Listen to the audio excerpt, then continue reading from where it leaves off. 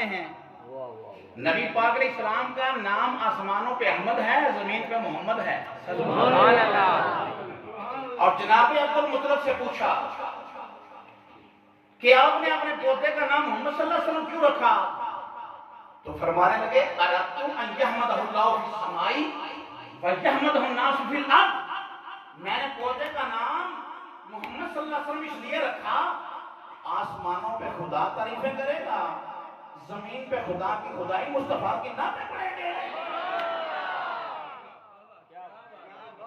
آدم علیہ السلام سے لے کے عیسیٰ علیہ السلام تک سارے نبی شان والے، بولو سارے نبی شان والے، اونچی آواز سے بولو سارے نبی شان والے، شان والے۔ مگر آدم علیہ السلام سے الف ہٹا دیں تو لفظ کا معنی نہیں بچتا، نوح علیہ السلام سے نون ہٹائیں تو باقی لفظ کا معنی نہیں بچتا، شیش علیہ السلام سے شین ہٹائیں باقی لفظ کا معنی نہیں بچتا۔ میرے اور آپ کے آقا کا نام ہے محمد صلی اللہ علیہ وسلم۔ محمد صلی اللہ علیہ وسلم کا معنی کیا ہے؟ الذی یحمد حمدا بعد حمد، مرۃ بعد مرۃ، کرۃ بعد کرۃ۔ محمد صلی اللہ علیہ وسلم وہ ہوتے ہیں جن کی ہر لحظہ، ہر لمحہ، ہر سانس، ہر گھڑی تعریف کی جائے گی۔ نام کا معنی یہ ہے کہ جس کی ہر وقت تعریف کی جائے، تعریف کیا ہوا۔ امام الانبیاء علیہ السلام کے نامی سے میم ہٹا دو، باقی کیا بچتا ہے؟ حمد۔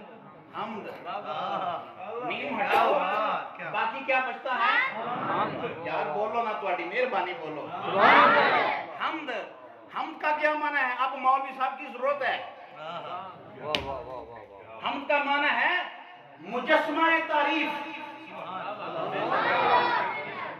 حمد سے میم ہٹاؤ تو باقی رہ جاتا ہے مد۔ مد کا معنی ہے نیکی کی طرف کھینچنے والا۔ مد سے پھر میم ہٹاؤ تو رہ جاتا ہے دال۔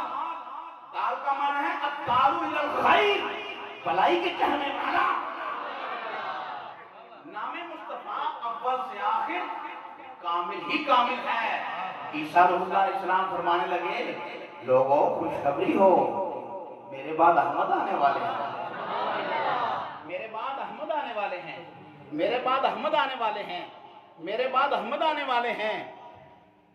اب بولو نبی کو کل کی خبر ہوئی کہ نہ ہوئی؟ واہ واہ کیا بات، سبحان اللہ۔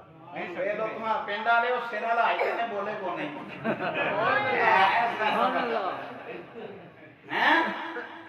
نبی کو خبر ہوئی کہ